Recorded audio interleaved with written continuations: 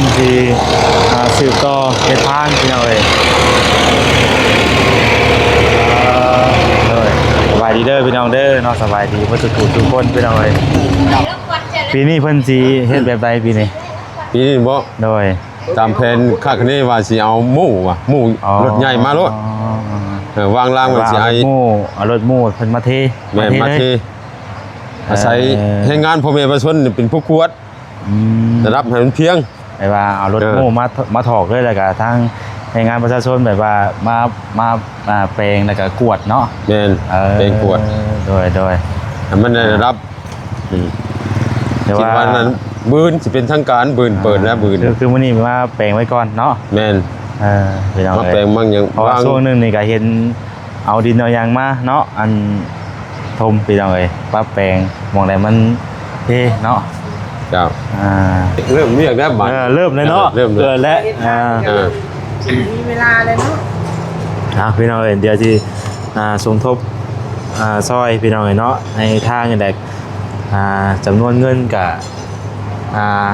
เป็นเงินของทางแม่แก้วเนาะแม่แก้วโพสุขสวรรค์พี่น้องเนาะเพิ่นฝากเงินมาให้ทางบ่แซนซื้อปูนตั้งแต่ปีกายนี่เพิ่นแหละเนาะแต่ก็พอดีฮอดช่วงหน้าฝนแล้วก็หยุดซะก่อนก็เลยบ่ได้ซื้อเนาะตอนแรกว่าสิซื้อเอาไว้ก็ยังมันแข็งปูนก็ได้เนาะจ้าแม่นคันเฮาสิซื้อไว้กับแข็งอีดีปูนเนาะแต่ว่าเฮาบ่ไว้แบบนั้นดีดอกแต่เลยยังบ่ได้ซื้อเก็บเป็นเงินไว้ก่อนพี่น้องเนาะถ้าว่าเพิ่นดำเนินการทางเฮ็ดมื้อใดแล้วเฮาจังสิมอบสมทบน้ำเพิ่นสินะเนาะเงินของทางแม่แก้วน่ะเป็นจำนวนเงิน4 ล้านเนาะพี่น้องเอ้ย4 ล้านเด้อแต่วันนี้อีก1 ล้านนี่เป็นส่วนเงินของทางนี่แหละของทางบ่แซนเนาะในครอบครัวนี่แหละพี่น้องเอ้ยซอยพี่น้องเอ้ยเนาะทางบ้านน้ำเมืองโดยกะสิมอบให้ทางนั้นชื่อว่าจังได๋ก็ในบ้านที่กันบ่ด้วยว่าจังได๋น้องในบ้านเนาะน้องในบ้านพี่น้องเอ้ยเอาสิมอบให้ในมื้อนี้เลยเนาะให้เพิ่นเอาไปสมทบซื้อปูนซื้อแห่ซื้อทรายเนาะมาใส่พี่น้องเอ้ยเอามอบให้เพิ่นเลยถ่ายรูปไปแน่โดยรวมทั้งหมดก็พอดีเป็น5 ล้านเนาะสำเนาะสิขอบใจเนาะทั้งเงินแม่แก้วสุขสวรรค์เนาะเพิ่นอยู่ต่างประเทศเพิ่นแหละเนาะต่างประเทศเนาะโดยขอให้เพิ่นเจริญรุ่งเรืองเด้อในหน้าที่การงานเนาะปรารถนาสิ่งใดขอให้ได้สิ่งนั้นเนาะโดยเฉพาะกับทั้งครอบครัวทั้งว่าเซนนี้เพิ่นก็ได้ประกอบส่วนตื่มเนาะเพื่อสมทบทุนก่อสร้างทางไปตรงบ้านเฮานะให้มันได้ฮอดพุ่นน่ะทางเลขที่3ใต้พุ่นน่ะให้มันฮอดเนาะให้มันเทิงเนาะ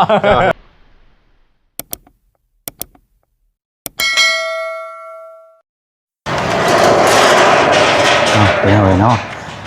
ได้ยินเสียงรถรุดเนาะในว่ารถฟอร์ดนั่นแหละเบิ่นบ้านอยู่พี่น้องอยู่ในอันหน้าบ้านบ่แซนพี่น้องเอ้ยเนาะตัวออกมาส่องเบิ่งก่อนพี่น้องเอ้ย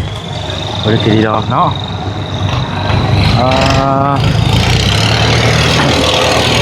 อันนี้เพิ่นสิ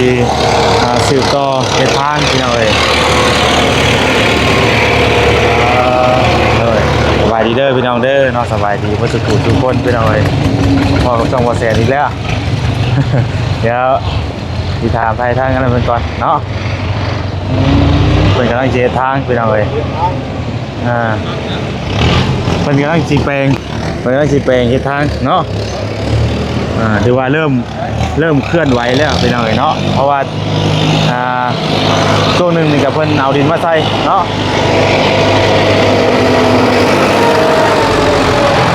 เดี๋ยวไปทานทั้งในบ้านเป็นก่อนก็ได้ทานในบ้านเป็นก่อนไปหน่อย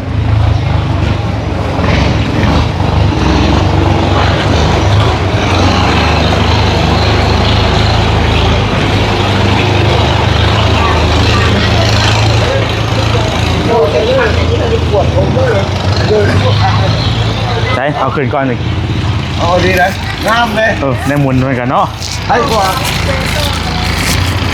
เอาขึ้นกันได้นึงมันจะบุกได้เสร็จโดยสบายดีเด้อสบายดีโดยเอามาเป้เสร็จเอามาใส่ในรถให้เป็นทุบเลยรถ เอาแอปรถอันยังก็สบายมันบกที่กันบกที่ได้บกข้างบกยังก็งามเลย โบราณตัวไปเนาะสิหา เอาไปเลยครับเทนี่พวมเทไปนี่เป็นนี่เลยเนาะเออ ให้มันเชื่อมต่อกันเลยบ่ เชื่อมต่อเริ่มงามเลย เพราะว่าทางคันว่าเพิ่นวางนั่นมันสิอยู่ประมาณนี้บ่ถ้าเอาใส่อันหลังมันจะลมบ่หรือว่าได้ หลังก็ได้ ลมบ่ ล้ม ลมเนาะโดย 3 เมตรยาวปากนี่นะ ที่ยังเราปัดต้ม เพราะว่าท่อนึงมันก็เท่าไหร่ แม่นอยู่แล้วเพิ่นสิอันมาเฮ็ดมื้อนี้บ่หรือว่าจังได๋มื้อบ่ ปืนเปิดเป็นทางการปืนน่ะ คือมื้อนี้แบบว่าปรับหน้าดินไว้ก่อนหาทางไว้ก่อนเนาะ วางรางวางหยังไว้มื้อนี้ เอาโดยอันนี้เนี่ยคือแบบใดก็ขออนุญาตเบิ่งก่อนที่น้ำ นี่ไม้ก่อนโอเคเฮ็ดเอาเลยปีนี้เพิ่นสิเฮ็ดแบบใดปีนี้ ปีนี้บ่ โดย ตามแผนคาดคะเนว่าสิเอาหมู่ว่ะหมู่รถใหญ่มารถวางรางไว้สิให้ เอารถหมู่เพิ่นมาเท แม่นมาเทอาศัยให้งานพ่อแม่ประชาชนเป็นผู้กวด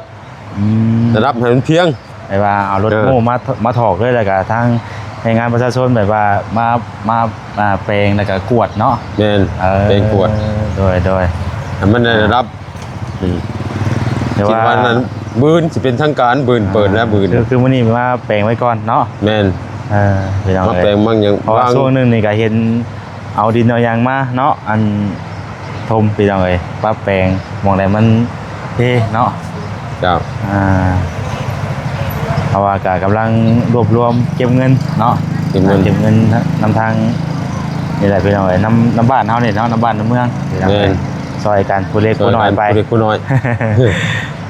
ปีกายนี่ก็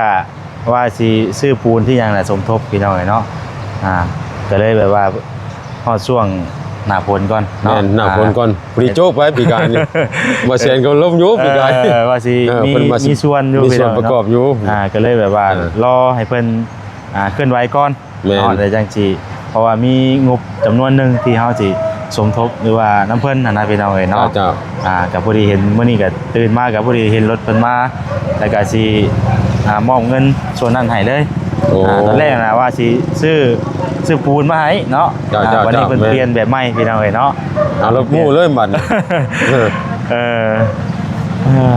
เนาะไปเข้าไปนั่งอยู่ในก่อนปะเดี๋ยวสิโอลงเพิ่นก่อนเขานึงพี่น้องเอ้ยเอาสบายดีเด้อทางนี้เนาะ สบายดี ตุ้มหอมกาแฟใช่เนาะ หอมโอ้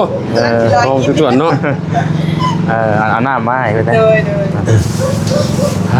พี่น้องเลยก็กำลังเริ่มเนาะพอแล้วก็กำลังจะเริ่มเป็นจะเริ่มเฮ็ดว่าซั่นซะเนาะ เจ้า ปีกายนี่ก็เฮ็ดมาฮอดหน้าบ้านว่าแซนกับพอดีฮอดช่วงหน้า หน้าฝนเลย หน้าฝนลงให้ลงหน้า เออ เนาะ ลงให้ลงหน้า เลยโจ๊ะไปพี่น้องเอ้ย แล้วรถเฮรถใช้เข้ามาบ่ได้แน่ปีกายนี่โจ้เลยทาง ฝ บน น เนี้ ต ย กฝนลิ้นเนาะฝนตกฝนลิ้นแล้วก็เพิ่นก็หยุดพี่น้องเอ้ยเนาะอากาศก็หนาวมื้อนี้ก็ได้ แม่นหนาว รถหมู่ปูนเพิ่นเท่าไรเป็นแบบไรเป็นรถ ไล่เป็นคิว ได้เป็นคิวบ่ แม่น คิว คิวหนึ่ง2,400 บาท คิวหนึ่ง2,400 บาท มานี่รถหนึ่งนั้นมี7คิวคิว รถหนึ่งมี7คิว แม่นคันเฮาสั่ง5คิวน่ะเขาจะไล่ค่าขนส่งเพิ่ม อันนี้เขาบ่ได้ไล่ค่าขนส่งแต่นี่ถ้า7คิวน่ะคัน5คิวน่ะเขาไล่ค่าขนส่งเพิ่มสิประมาณว่าพุ่นนะ รถหนึ่งต่อ7คิวติเป็นไรแบบนั้นเนาะ แม่น 7คิวรถใหญ่ เท่าไหร่ก็กินเนี่ยรถหนึ่ง2,000เท่าไหร่ก็ 2,400 2,400 2,400 บาท 2,400 บาท แม่น แพงสุดได้รถหนึ่งเนาะ เดี๋ยวมาไล่เบิ่งเงินกีบก็1,700คิวก็ตกอยู่11ล้านกว่าๆนะ ต่อรถหนึ่งมันบ่ ต่อรถหนึ่ง ประมาณว่านั่นเนาะอันนี้คิวหนึ่งแน่เนาะอันนั้นเนาะ คิวหนึ่งได้2,000นั้น 400 บาท 400 บาทนะวันนี้มาไล่ใส่คิวอ่ะนี่มาไล่เป็นคิวอ่ะนี่เนาะ เป็นคิวว่าแต่กับพันว่าไว้หนึงกับแมตก้อนนะแมตก้อนหนึงเอิ้นคิว เนาะ รถหนึ่งบ่ เจ็ดแต่ว่า 7คิวอ่ะ เจ็ดบ่เจ็ด อ่ะ บ่ มันตก เอ้า2,400บ่2,400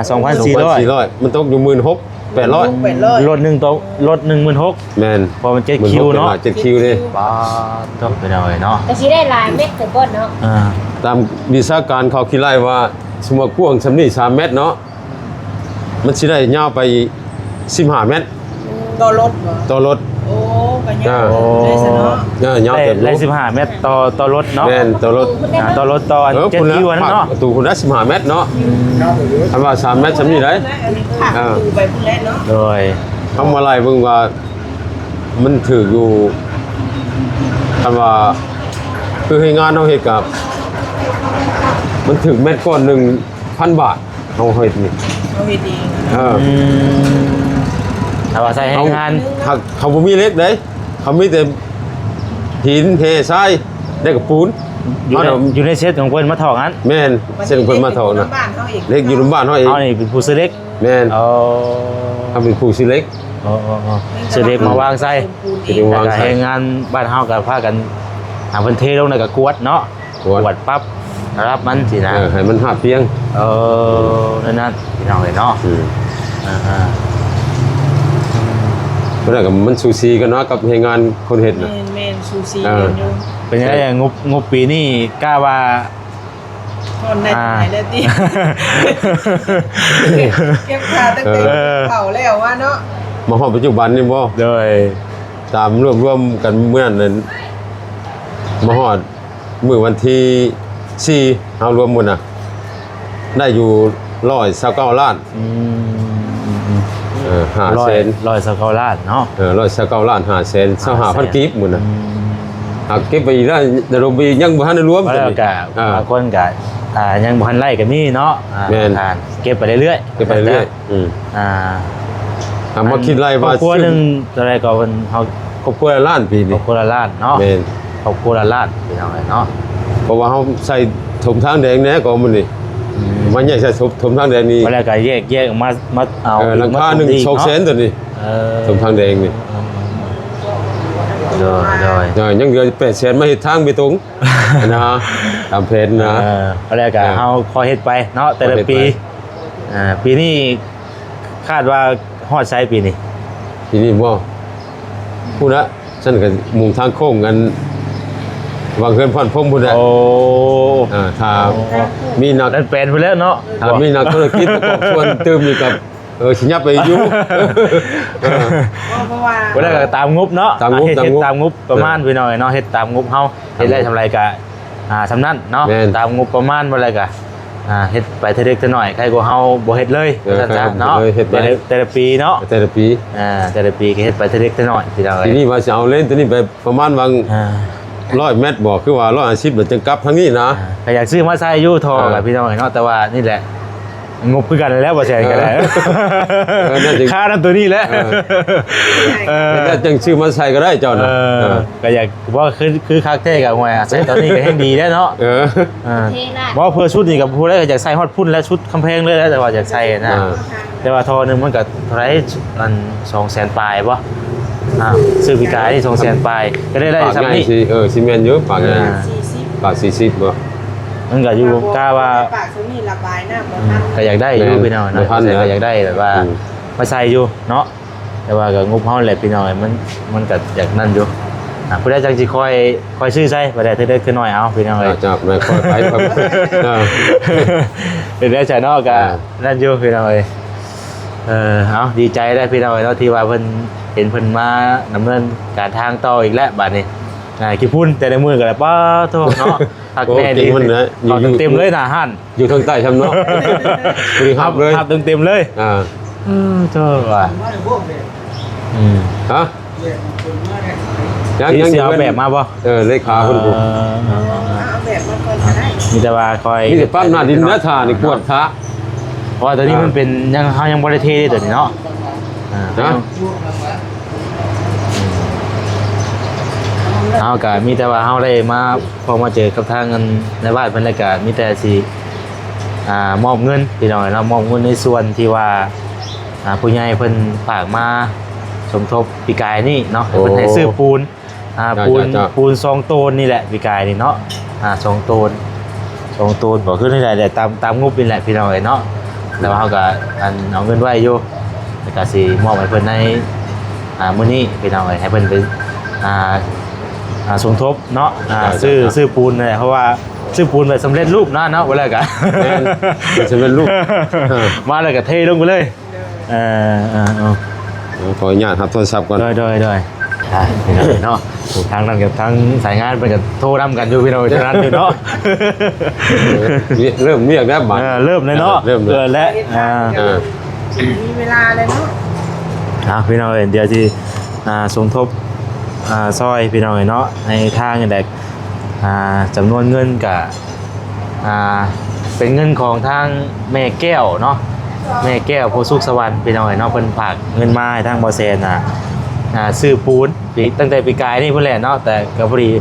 ฮอดช่วงหน้าฝนแล้วก็หยุดซะก่อนก็เลยบ่ได้ซื้อเนาะ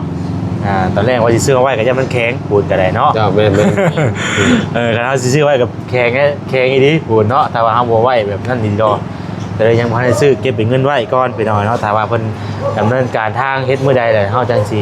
มอบสมทบน้ำเพิ่นสินะเนาะเงินของทางแม่แก้วน่ะเป็นจำนวนเงิน4 ล้านเนาะพี่น้องเอ้ย4 ล้านเด้อแต่วันนี้อีก1 ล้านนี่เป็นส่วนเงินของทางนี่แหละของทางบ่แซนเนาะในครอบครัวนี่แหละพี่น้องเอ้ยซอยพี่น้องเอ้ยเนาะทางบ้านทางเมือง โดยกะสิมอบให้ทางนั้นชื่อว่าจังได๋ก็ในบ้านที่กันบ่หรือว่าจังได๋น้องในบ้านเนาะน้องในบ้านพี่น้องเอ้ย เอาสิมอบให้ในมื้อนี้เลยเนาะให้เพิ่นเอาไปสมทบซื้อปูนซื้อแฮซื้อทรายเนาะมาใส่พี่น้องเอ้ยเอามอบให้เพิ่นเลยถ่ายรูปไปแน่โดยรวมทั้งหมดก็พอดีเป็น5 ล้านเนาะสำเนาะสิขอบใจเนาะทั้งเงินแม่แก้วสุขสวรรค์เนาะเพิ่นอยู่ต่างประเทศเพิ่นแหละเนาะต่างประเทศเนาะขอให้เพิ่นเจริญรุ่งเรืองเด้อในหน้าที่การงานเนาะปรารถนาสิ่งใดขอให้ได้สิ่งนั้นเนาะโดยเฉพาะกับทั้งครอบครัวทั้งว่าเซนนี้เพิ่นก็ได้ประกอบส่วนเติมเนาะเพื่อสมทบทุนก่อสร้างทางไปตรงบ้านเฮานะให้มัน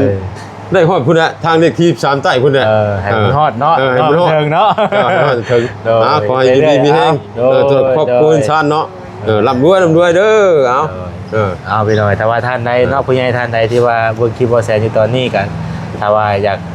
มีส่วนเนาะสมทบก็ยินดีพี่น้องเนาะเป็นสะพานบุญให้คอยผู้เล็กผู้น้อยไปเนาะผู้เล็กผู้น้อยนะสมทบกันเนาะโดยตามแห้งว่าซั่นจ้ะเนาะ ตามกำลัง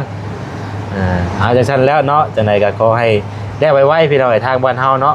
ให้มันสะดวกสบายในการสัญจรเนาะแม่นสัญจรไปมาเนี่ยเวลาทางยากลำบากกันเนี่ยคิดใช้แต่ยามเจ็บยามเป็นพี่น้องเนาะยามคือเฮาบ่ได้เป็นหยังก็ค่อยไปก็ยังค่อยไปเรื่อยๆก็ยังได้อยู่แต่ว่าตอนมาคือใช้ตอนแบบเวลาเฮาเจ็บเฮาเป็นทางบ่ยากนี่ว่าสิออกไปวิทย์ผู้สิออกไปวิทย์นะเฮามาคือใช้ตอนสภาพตอนนี้มันแบบเพราะว่าเฮาก็เคยมาแล้วสินะก็สิว่าเด้ก็ไปห้องหมออะไรโทรทันเวลาสินะเนาะนั่นแหละพี่น้องเอ้ยเอาเฮ็ดไปเรื่อยๆเนาะเอาโดยขอบใจหลายเด้อโดยมึงจังแม่3 คูณต้องกี่ฝุ่นค่อยมึงก็กี่ฝุ่นคุ้มว่านอนยังวันได้จบอยู่เนาะกี้นี่มาไปแล้วเนาะมาต่ออีกใบเราว่าอันเงินใช้เงิน5 ล้านได้จังเวทกับผู้ว่าคนเราสิเนี่ยนะชัวร์3หน้าทาง3 เมตรเนาะเบิ่งเฮาสิคูณมึงเด้อ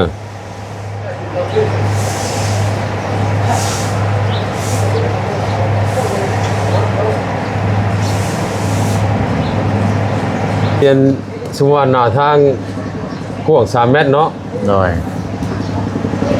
มันได้อยู่10 เมตรครึ่ง10 เมตรครึ่งบ่แม่นยาวมันนี่ได้จำนวน3 เมตรก้อนนี้ได้จำนวน4-5 ล้านนี่แม่นได้อยู่มันหนา15 เซนเด้หน้าทาง3 เมตรเนาะพี่ละ10 เมตรตกพี่ละ10 เมตรครึ่งเนาะ แต่ยาวไปอยู่ ไปเลยหน้าประตูนิดนึงเนาะเข้าไปนั่นกัน เดินไปหน้าประตูนิดนึง ดูว่ายังบ่มีอันว่ากำแพงคือเด้อ ยัง เนาะ บ่มีกำแพง สองมือเด็กชีวิต สองรถเนาะสองรถชีวิตดิ อีก2รถเนาะ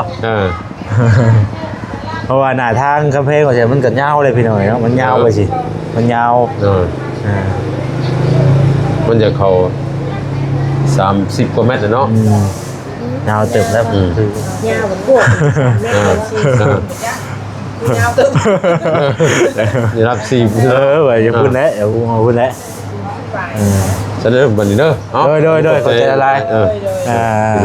สองเดือนล่าเลยเนาะ ไปหน่อยเนาะเพิ่นก็กำลังมาปัดกวดไปหน่อยเนาะมาปัดกวดสิเอารางมาวางไว้ไปหน่อยเนาะมื้อนี่ก็แม่นเพิ่นสิเอารถโม่มาเทปูนเลยเนาะยังแต่ตัวนี้แหละพี่น้อยยังบ่ทันได้ใส่ท่อถ้าว่าได้ใส่ท่อถ้าอย่างนี้คักเด้เนาะ แจกได้มีทั้งเขาดูดีเมลด้วยนะ วางทีนึงนี่ได้จักเม็ดนี่ มือหนึ่งก็ได้100 เมตรผู้ใด เนาะบ่วางอันล่างนี่นะเขาร้อยผู้ ลายอยู่เนี่ย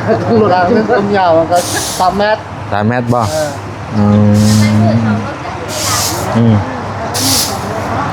โอ้ยมันก็ตัวอะไรนะ2รถนะ เพราะว่ารถมันก็คะแนนว่าเฮาวางล่างได้เนาะว่าได้ก็น้อยเลยน้อย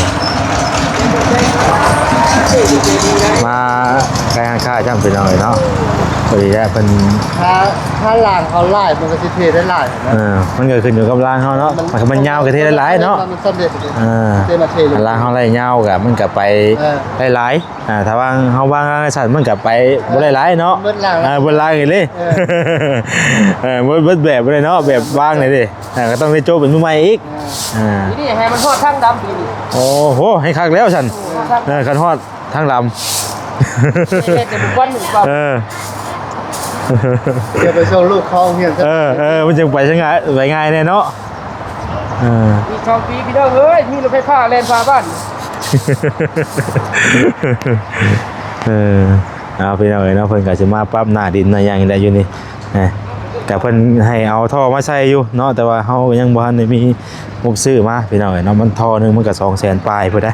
เนาะก็อยากได้มาใส่อยู่ให้มันสะดวกสบายสินะนี่แหละพี่น้องเอ้ยเพิ่นจะเอารางมาวางมื้อนี้เนาะพี่น้องเอ้ยเนาะเพิ่นก็กำลังสิกวดได้พี่น้องเอ้ยเนาะกวดด้วยว่าแปลงหน้าดินพี่น้องเอ้ยก็เฮ็ดเป็นหน่วยคือเก่าเด้อพี่น้องเด้อเฮ็ดเป็นหน่วยเนาะเฮ็ดเป็นหน่วยคือเก่ารอบนี้ก็หน่วยนี้เสียนะพี่น้องเอ้ยเนาะเฮ็ดเป็นหน่วยเพราะว่าก็ตอนมันก็ต้องได้กันปรับปรุงมันหน้าทางคือเก่าเสียนะถึงเฮาจะใช้รถโม้ก็ปรับปรุงหน้าทางคือเก่าพี่น้องเอ้ยเนาะก็เฮ็ดเป็นหน่วยเป็นหน่วยงานเนาะเป็นหน่วยไปแต่ละมื้อว่าซั่นซะเนาะรอบวนไปวนมาพี่น้องเอ้ยเนาะถ้าติดตามบ่ต้องกันว่าเพิ่นแกอันล่างมาพี่น้องเอ้ยเนาะ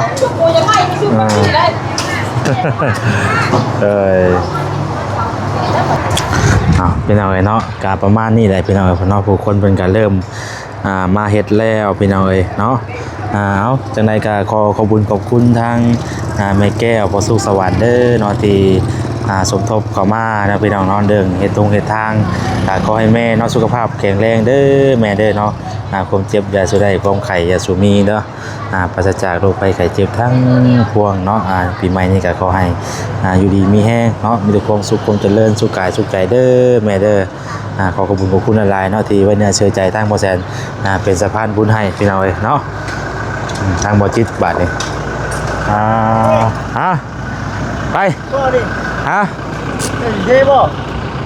นะ มันสิเริ่มเฮ็ดทางแล้วบัดนี้ เดี๋ยวจะจ้างคน จ้างนี่ไดมันโอ้เนาะค่อยสิมีเงินปานนั้น จะว่าอยู่หน้าเฮือนเจ้าของ โอ้น่าเฮือนเจ้าของก็คิดเองว่าอะไรกันเนาะมันก็บ่แม่นดอกว่า พี่น้องสวัสดียันว้าสนุกมันก็ชุดร่วมคือเก่าแล้วเนาะให้ได้ซะเนาะ ก็ต้องเริ่มบ่ นี่ค่อยอยากได้แต่ท่อเนี่ยมาใส่ยืมเงินได้กว่าเอามาจากกันประมาณกับประมาณนั้น เททอยาวเบิดนี่เนาะ ใครว่าใช้ท่อน่ะคักอยู่ เดี๋ยวเทเบิดเลยนี่เนาะครับอยู่นี่นะ ได้อยู่ อยู่นี่ประมาณ5ท่ออยู่นี่5ท่อย าวเด้อ อยู่นี่ประมาณ10อยู่นี่พอดี15ท่อ16ท่อซะเผื่อไว้ข้างหน้าพร้อม ทีเนาะที่ออกไปโอ้ขัดเป็นยังบ่เป็น ก็อยากเอามาใส่อยู่แต่ยังนั่นอยู่ข่อยก็ได้ อยากมีเงินให้มัน ยังช็อตอยู่ ไปยังมีเงินให้เจ้ายืมด้วยป่ะ น่ะเพิ่นก็เพิ่นชี้อยู่ว่าบับนั่นน่ะ แล้วเจ้าได้เฮ็ดน้ำหลังแล้วบ่ได้ ก็อยากเฮาตัวนี้เฮายังบ่มีเนาะ ก็อยากให้ดูก็เพิ่นว่าเพิ่นก็อยากให้ชี้ว่าใส่เด้อจ้ะแล้วก็เฮาก็อยากกันว่าใส่อยู่เฮาก็เนาะ ว่าผู้ดีงามเลย เฮาก็วางนี่เลยก็คักอยู่ มันจังบ่มีน้ำอ่างอยู่นี่ ผู้แลก็ว่า